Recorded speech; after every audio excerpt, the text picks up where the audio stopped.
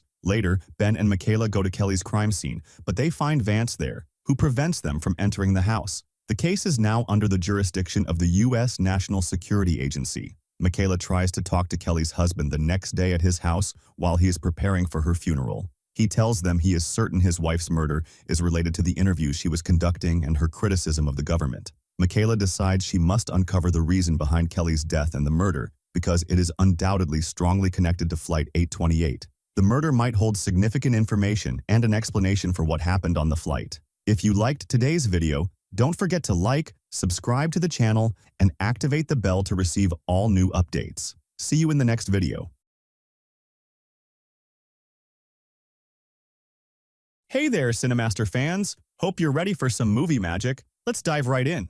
The series begins with a young man named Omar, a Senegalese immigrant in Italy. He works at a pizza shop called Sandakan. His job is delivering orders. We see Omar trying to escape from a guy named Sharif, a resident of the working-class neighborhood he lives in. Omar explains to us that he was almost invisible to people and no one noticed his presence, until recently. Omar reaches a place to hide from Sharif, who is chasing him with a gun. Then we flash back in time and see Omar as a child playing with his mother. She gives him a very special gift, a bracelet she made for him. She tells him it's magical and assures him that if he keeps it, they'll always be together. In the present, we see Omar at work, explaining that no one notices him, just like most people living in working-class neighborhoods populated by immigrants, where nothing changes except for a statue of a migrant placed in the middle of the neighborhood. Omar returns home, wakes up his sister to go to school, and talks to his father, who tells him the government is planning to redevelop the neighborhood. We learn that Omar speaks Italian, while his father still speaks the local Senegalese dialect. But their lack of understanding isn't just about language,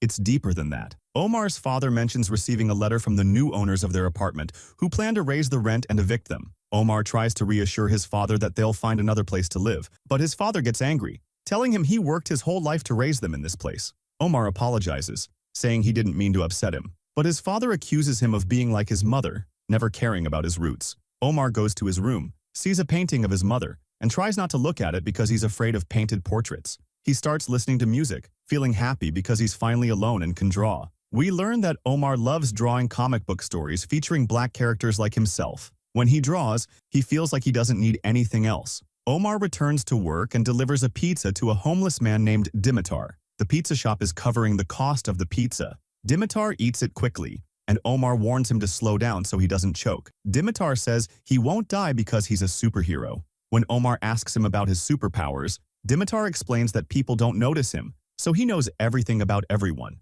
including Omar. This unsettles Omar, who leaves. Dimitar asks him to tell Sandakan to use less oregano in the pizzas. Later, Omar arrives at another delivery location and sees two girls leaving. They seem upset, saying their friend brings negative energy and repeats the same mistakes. Omar enters the house to deliver the pizza and overhears a girl named Anna arguing with her boyfriend, Edo, who thinks she'll never change. She accuses him of acting childish. When they come downstairs, Omar tries to talk, but it's clear they don't notice him. Anna follows Edo outside, accidentally locking Omar in the apartment. When she returns, she's startled to see Omar. He apologizes, explaining he's the pizza delivery guy. Anna realizes she locked him in and apologizes. saying she'll get the money for the order. Omar tells her the pizza might be cold by now. Anna suggests he stay with her for a while. Later, she tells Omar about dreaming of a famous architect, which inspired her to study architecture. Omar starts to develop feelings for Anna, thinking she's the most beautiful girl he's ever seen. Anna asks if he'd give up his dream just to please someone he loves.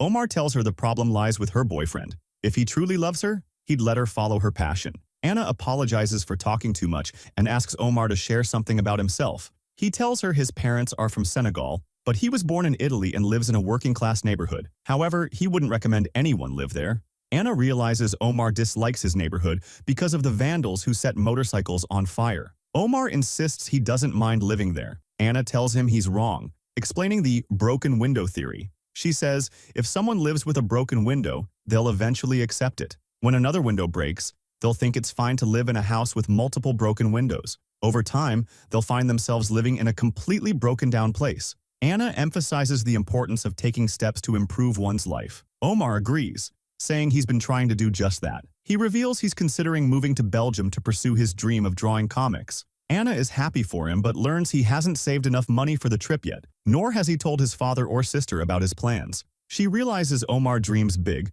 but struggles to make them a reality. When Omar returns to his neighborhood, he sees a motorcycle on fire. Inspired by the broken window theory, he decides to take action and tries to put out the fire. At that moment, Sheriff sees him and assumes he's the one who set the bike on fire. Sheriff chases Omar with a gun. Omar hides in a garage, holding his mother's bracelet. When Sheriff enters, he discovers Omar has disappeared. The next morning, Omar arrives at work and is shocked to see Sheriff there. Sandokan tells Omar that Sheriff found his bike. Omar tries to stay calm as Sheriff approaches him, saying he just wants to talk. Sheriff compliments Omar's drawing skills and shows him the sketchbook where Omar had drawn him, a picture of a superhero named Zero. Omar assures Sheriff that he wasn't the one who burned his motorcycle. Sheriff tells him the motorcycle doesn't matter. He just wants to know how Omar managed to disappear. Omar insists Sheriff is mistaken, because that didn't happen. Sheriff replies that he's never wrong, as he's sure Omar vanished in a second from where he was. He asks if Omar is a magician or a ghost, but Omar doesn't answer. Omar thinks he's wasting his life working at a pizza shop, unaware of the power he possesses. Sharif asks Omar to teach him how to disappear because they need to work together. At that moment, the shop's phone rings, and Omar asks Sharif to leave because he's busy. Sharif warns that Omar won't be able to get rid of him. Omar leaves and is surprised when Sandokan informs him the phone call was for him. He's shocked to find out it was Anna who called, inviting him to dinner. Noticing Omar's happiness, Sandokan decides to give him the rest of the day off. Omar goes home and starts preparing to visit Anna's house. He practices in front of the mirror, repeating, "How are you, Anna?" At that moment, his sister O and her friend Ruby enter, greeting him. They notice he's wearing his father's cologne and realize he's dressing up to meet a girl. O teases him, asking who the lucky girl is, leaving Omar embarrassed as he quickly leaves. When Omar arrives at Anna's house, he's stunned to find out she's invited about 100 other people. He searches for her and discovers the party is for her birthday. When Anna spots him, she asks him to come upstairs to her room. She shows him a design project she's been working on, explaining it's a test project for her engineering studies in France. Omar is impressed, and Anna tells him the design took her 300 hours to complete and even caused her breakup with her boyfriend. Omar is happy to hear they broke up and asks if she's in love. She replies that this is a strange time in her life. Omar thanks her and shares that he's been saving for 5 years to travel abroad, but hasn't found a way to talk to his father about it. Until now, thanks to her. Anna asks for his phone, saves her number, and tells him to call her once he tells his father about his travel plans. Omar asks her to call him too when she's confident in her project and ready to present it to the university because he thinks it's amazing. Anna leaves to rejoin the party, but she notices her ex-boyfriend Ed there. She becomes upset and doesn't understand why he's there. She starts talking to him, while Omar watches her from afar, feeling disappointed when he sees them hugging and realizes they've reconciled. Omar returns home and stands outside his father's room, trying to gather the courage to tell him about his travel plans. At the last moment, he hesitates and decides to back off. Just then, his father calls him, saying he wants to talk. His father assures him he's now a grown man who can be relied upon, which is why he needs his help.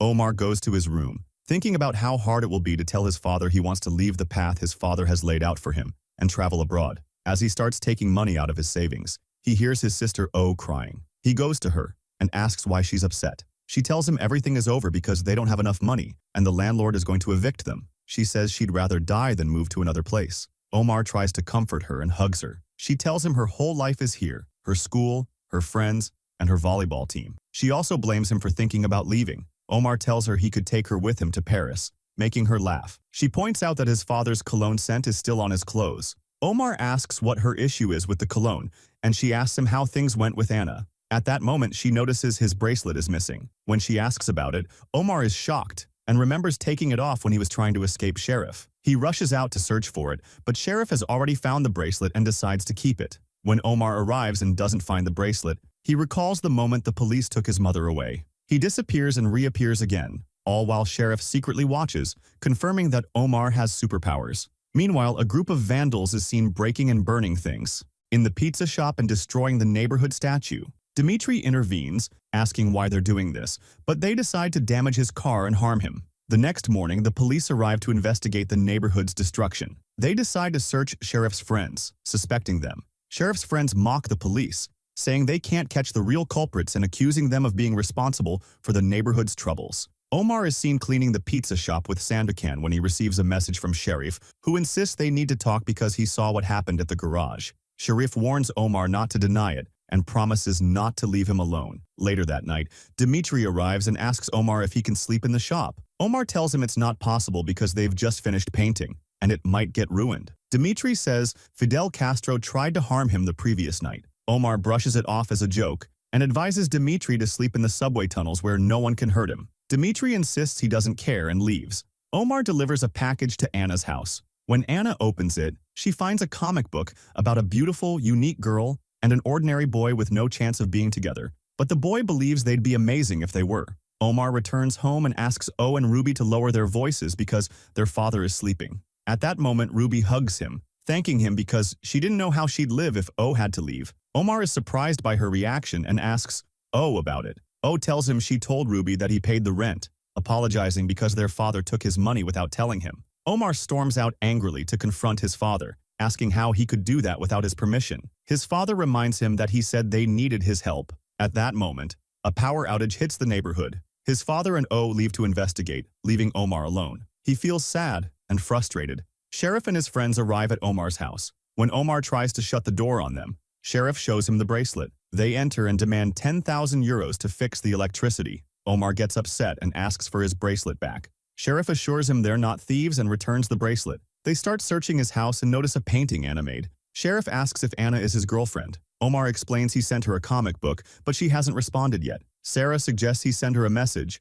assuring him it's a guaranteed way to get a response. When she discovers that, he sends her a message saying, "How are you?" mocking him. But at that moment, he gets a reply from Anna and finds out they might meet. Sharif and his friends start celebrating him, assuring him that this is the benefit of having friends. He asks how they are friends when he doesn't even know them. Sharif begins introducing them to him, starting with Sarah, who works as a music producer and owns a studio and a car, and Momo, whom Sarah considers her brother because they grew up together in an orphanage. Then there's Kino, a football player who dreams of playing for the Italian national team. Sharif begs him to agree to help the people in his neighborhood. The next morning, Omar is seen heading to the address Anna sent him. When he enters, he asks if this is her house. She informs him that it's her friend Carolina's house because her own house is too small, and she couldn't continue her project there. She tells him it's her first time appearing in a graphic story and assures him that he's the special one, not her. He realizes that she's the special one, but she insists again that he's the special one.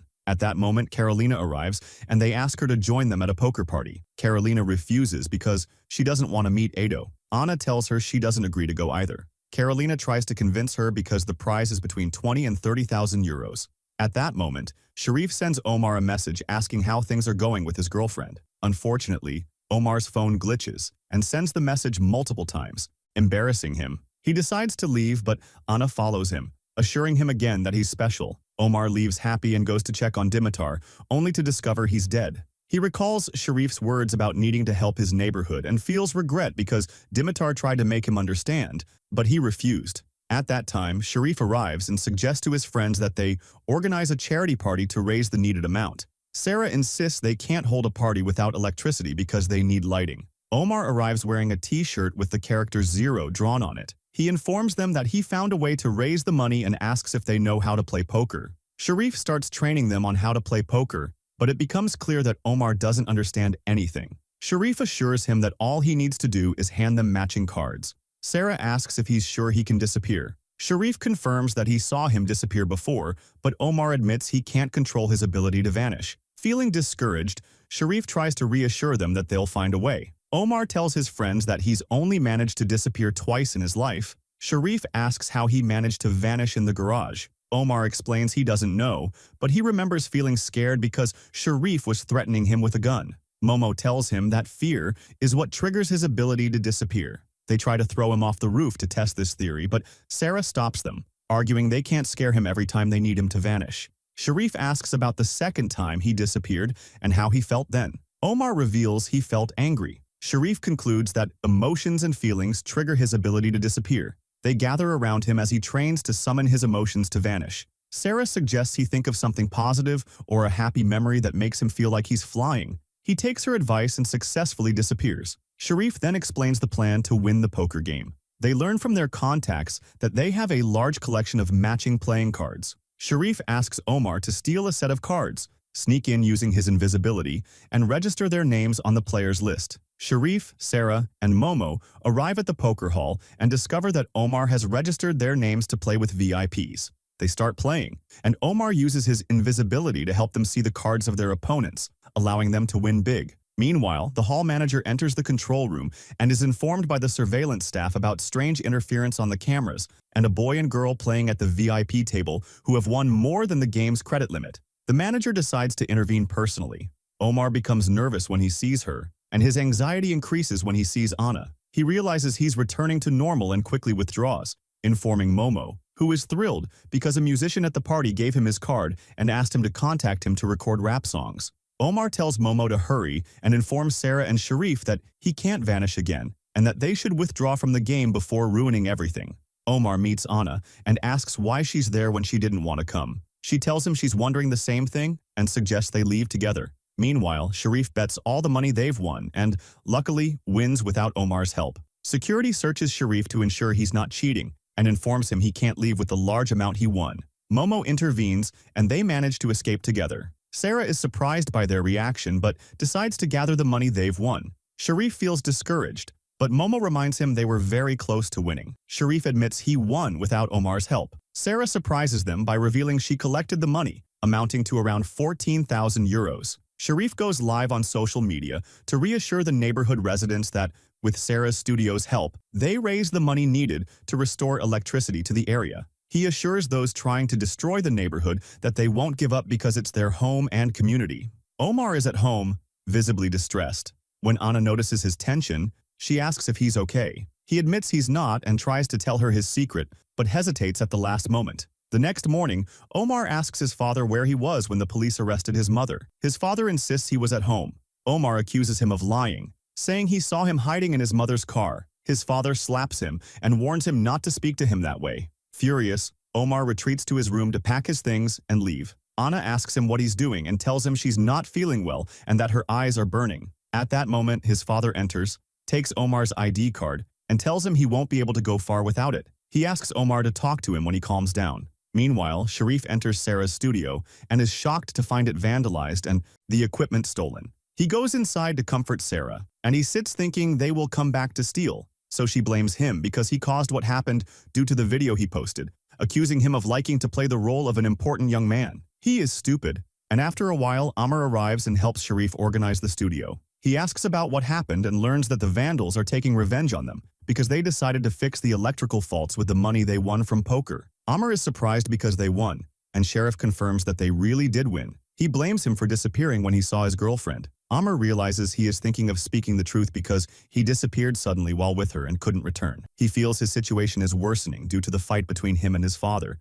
and considers traveling but doesn't want to leave the neighborhood at this time, so the vandals won't defeat them. In the morning, Amr is with his friends and tells them that Demetar, before he died, said Castro was the one who attacked him. They try to explain that he was crazy and said illogical things, but Amr insists he is confident that the one who attacked Demetar had Castro's tattoo. Sarah informs them that her friend Cinzia, who designs tattoos, might help them find the man they are looking for. Cinzia gives them an address, and when they arrive, Amr decides to disappear to enter the house and identify the tattoo owner. When he gets out of the car, he runs and manages to vanish easily. His friends are impressed by his developing abilities. Amr enters the house of a man named Rico and confirms he is the tattoo owner. He overhears him talking to a real estate company and learns they are the ones who hired him to destroy the neighborhood. Amr decides to leave but encounters Rico's daughter, who asks how he appeared suddenly. He assures her it's a magical trick, and she asks him to teach her. He tells her she needs to focus, and she will be able to disappear. At that moment,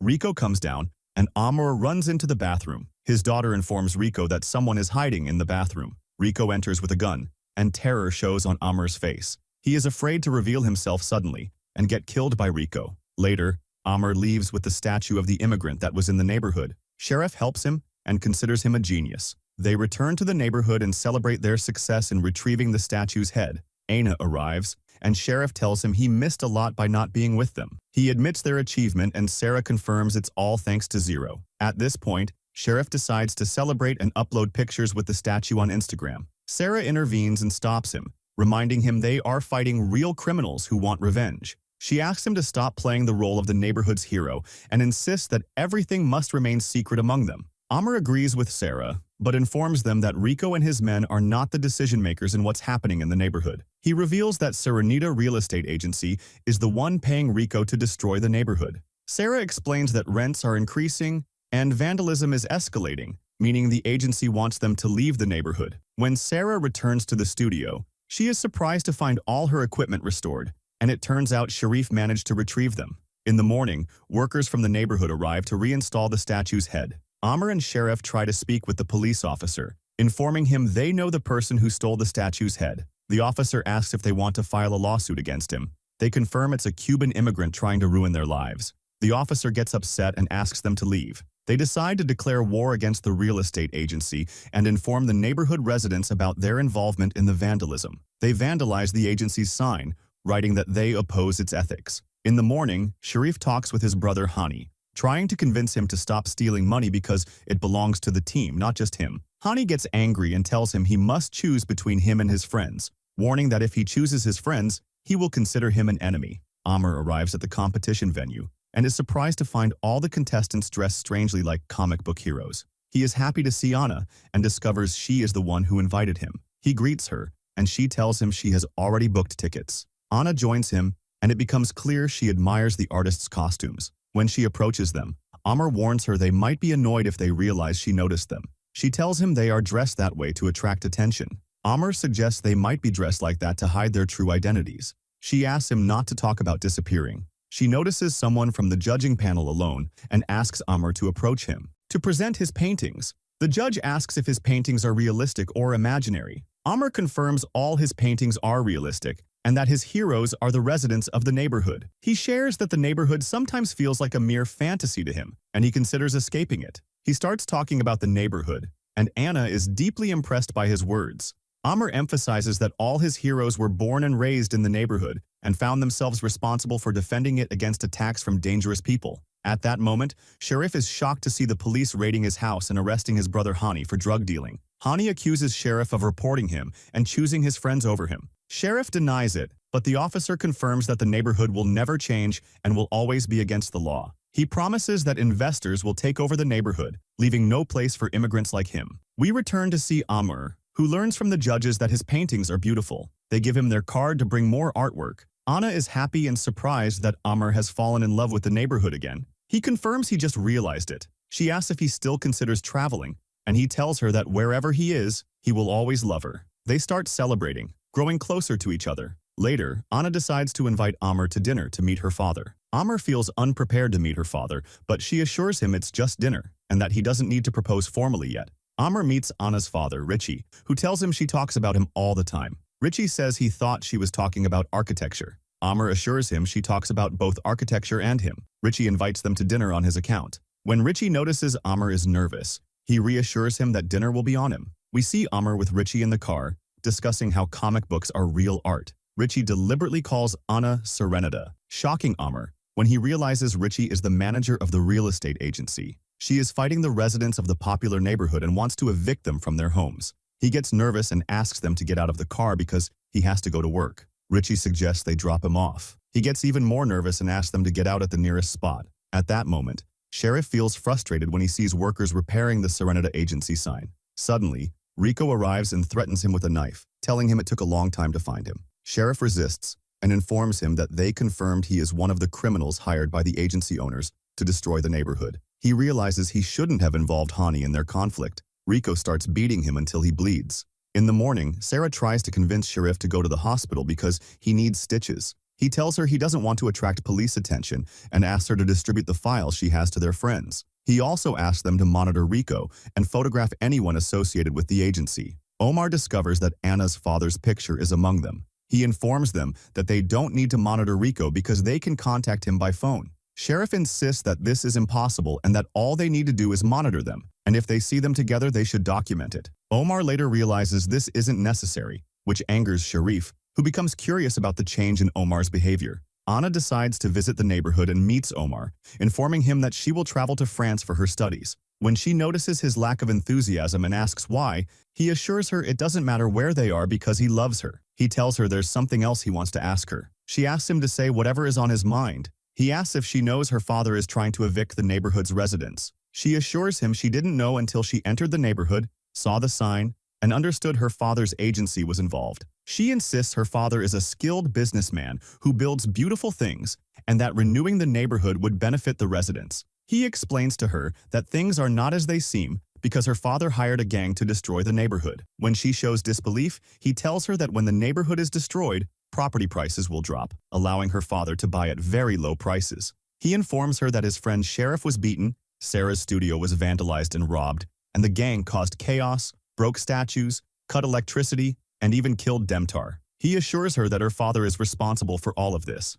She insists her father is an honest man and asks him for proof of his claims. He tells her that in time, everything will be revealed. She acknowledges that real estate projects might face opposition but argues that this doesn't make her father a criminal. He accuses her of disbelief. To present his paintings, the judge asks if his paintings are realistic or imaginary. Amr confirms all his paintings are realistic and that his heroes are the residents of the neighborhood. He shares that the neighborhood sometimes feels like a mere fantasy to him, and he considers escaping it. He starts talking about the neighborhood, and Anna is deeply impressed by his words. Amr emphasizes that all his heroes were born and raised in the neighborhood and found themselves responsible for defending it against attacks from dangerous people. At that moment, Sharif is shocked to see the police raiding his house and arresting his brother Hani for drug dealing. Hani accuses Sharif of reporting him and choosing his friends over him. Sharif denies it, but the officer confirms that the neighborhood will never change and will always be against the law. He promises that investors will take over the neighborhood, leaving no place for immigrants like him. We return to see Amr, who learns from the judges that his paintings are beautiful.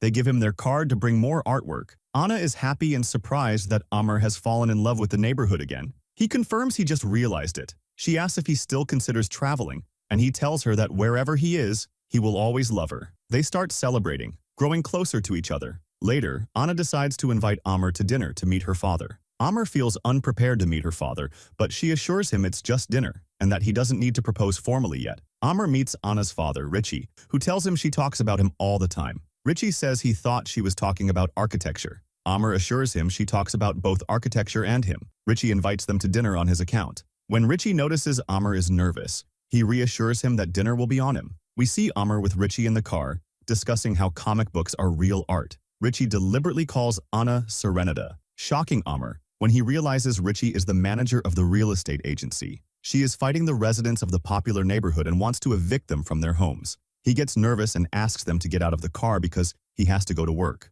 Richie suggests they drop him off. He gets even more nervous and asks them to get out at the nearest spot. At that moment, Sheriff feels frustrated when he sees workers repairing the Serenita agency sign. Suddenly, Rico arrives and threatens him with a knife, telling him it took a long time to find him. Sheriff resists and informs him that they confirmed he is one of the criminals hired by the agency owners to destroy the neighborhood. He realizes he shouldn't have involved Hani in their conflict.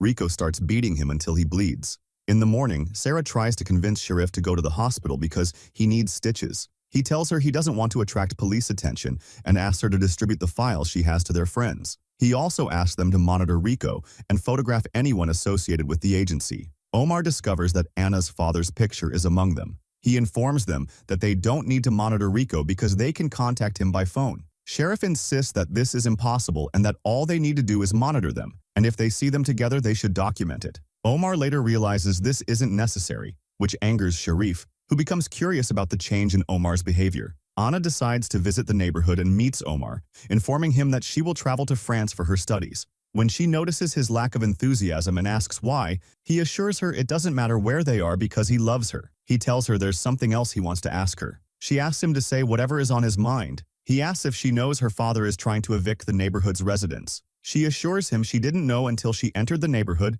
saw the sign, and understood her father's agency was involved. She insists her father is a skilled businessman who builds beautiful things and that renewing the neighborhood would benefit the residents. He explains to her that things are not as they seem because her father hired a gang to destroy the neighborhood. When she shows disbelief, he tells her that when the neighborhood is destroyed, property prices will drop, allowing her father to buy at very low prices. He informs her that his friend Sheriff was beaten, Sarah's studio was vandalized and robbed, and the gang caused chaos, broke statues, cut electricity, and even killed Demtar. He assures her that her father is responsible for all of this. She insists her father is an honest man and asks him for proof of his claims. He tells her that in time, everything will be revealed. She acknowledges that real estate projects might face opposition but argues that this doesn't make her father a criminal. He accuses her of disbelief. Kelly's murder might be related to her being a passenger on Flight 828. Sanvi tells Ben that there is a strange protein in Cal's blood test results,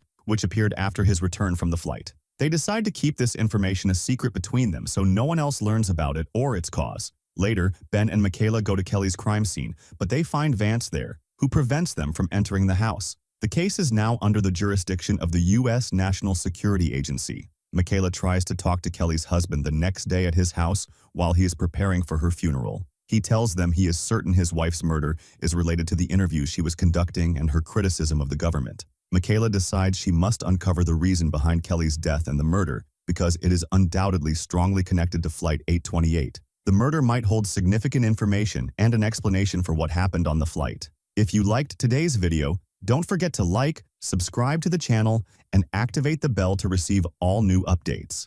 See you in the next video. Goodbye. Communicate with them. Omar begins to speak and tells them he couldn't leave before meeting them, and that they taught him the meaning of homeland to the extent that he sees them in his imagination as superheroes. Momo strong like a rock, Sarah fast like the wind, agile like a tiger, and Sheriff the smart one whose intelligence sometimes betrays him.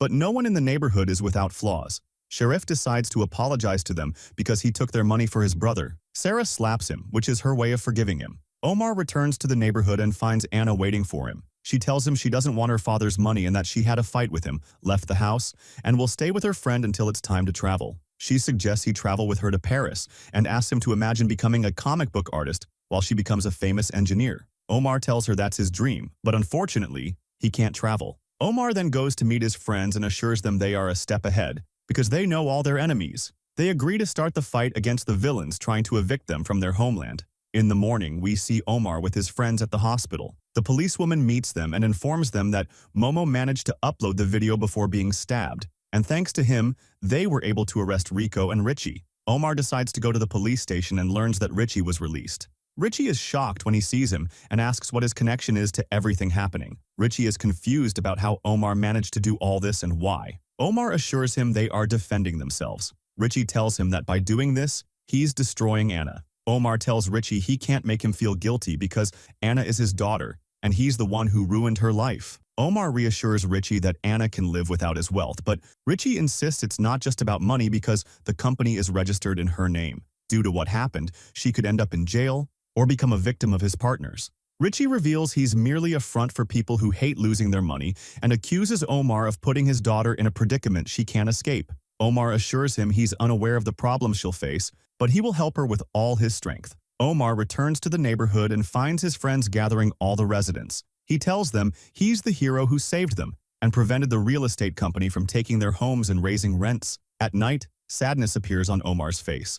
Sarah asks him if he told Anna about Anna. He tells her Richie said she's entangled with very rich and dangerous people because of what happened to the company. Momo assures him he must act, go to Anna, and try to save her. If he needs help, they will stand by him because they are strong. Omar arrives at the house of Anna's friend Fadia and is shocked to see Anna being kidnapped. We learn that the gang leader who kidnapped her is the Virgin, the owner of the poker hall. Omar uses his powers and disappears to find out where Anna is being taken. The Virgin arrives and meets Kawa, who is crying because she lost a volleyball match due to her eye strain. The Virgin asks her not to cry to avoid straining her eyes further and gives her a handkerchief, telling her that if she wipes her eyes with it, they will improve. Indeed, her eyes improve when she uses the handkerchief. The Virgin tells her she can keep it, even though its effects don't last long, but it's better than nothing. Kawa asks who she is, and the Virgin tells her name and that she knows a lot about her and her brother. Kawa asks the Virgin what her connection is to what's happening. The Virgin assures her she'll understand everything in time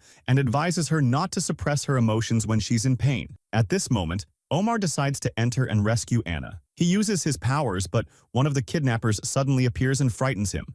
Omar falls and loses consciousness. He wakes up to free Anna and tells her he can disappear. He knows it doesn't make sense, but they need to move immediately. Another gang member enters and manages to hit Omar, but Omar escapes with Anna. He feels uneasy about the paintings in the house. He sees his mother move out of one of the paintings and tells him he can embrace those he loves at any time. Omar decides to embrace Anna and makes her disappear with him, successfully escaping the house. At that moment, the police arrive. Anna tries to convince them she needs to go inside because her lover is in the house, but Sharif reassures her and asks her to get into the ambulance. Anna tries to move to touch Omar, and he holds her hand to reassure her he's with her. Anna reaches the hospital, and Omar hugs her, telling her he's with her and can't return to normal. He asks her to travel together when she recovers. As they leave, they encounter the Virgin, surprised that she can see him.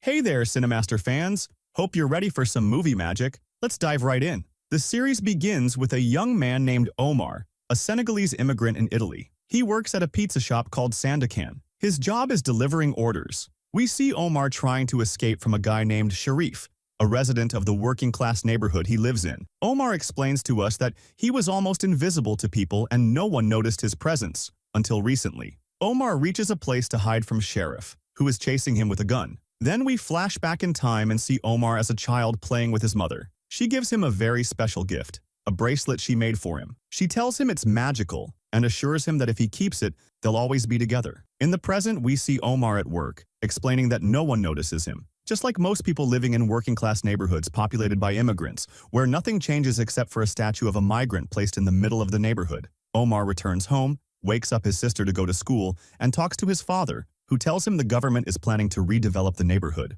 We learn that Omar speaks Italian, while his father still speaks the local Senegalese dialect. But their lack of understanding isn't just about language, it's deeper than that. Omar's father mentions receiving a letter from the new owners of their apartment, who plan to raise the rent and evict them. Omar tries to reassure his father that they'll find another place to live, but his father gets angry, telling him he worked his whole life to raise them in this place. Omar apologizes, saying he didn't mean to upset him, but his father accuses him of being like his mother, never caring about his roots. Omar goes to his room, sees a painting of his mother, and tries not to look at it because he's afraid of painted portraits. He starts listening to music, feeling happy because he's finally alone and can draw. We learn that Omar loves drawing comic book stories featuring black characters like himself. When he draws, he feels like he doesn't need anything else. Omar returns to work and delivers a pizza to a homeless man named Dimitar. The pizza shop is covering the cost of the pizza. Dimitar eats it quickly, and Omar warns him to slow down so he doesn't choke. Dimitar says he won't die because he's a superhero.